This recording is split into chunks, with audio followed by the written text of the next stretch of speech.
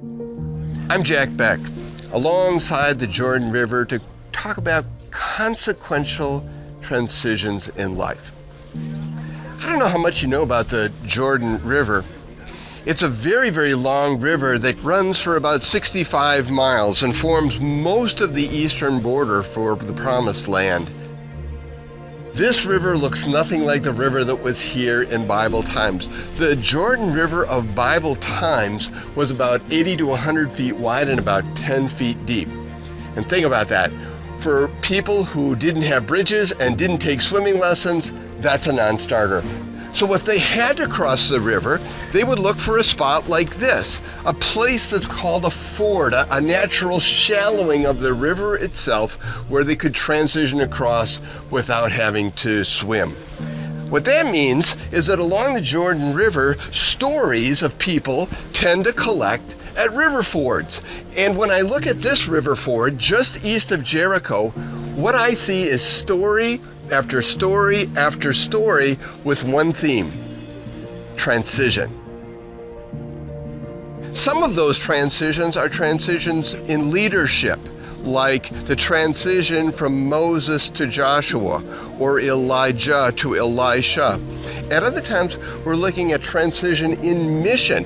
This is the place where ancient Israel came across the Jordan River to enter a new phase of their life and ministry on this side of the Jordan. And it's where Jesus himself was baptized and entered a brand new phase of his ministry. You see what I mean? When I come to the Jordan River, I read story after story after story that's about consequential transitions. And it makes me think and reflect on the transitions that I have made in life.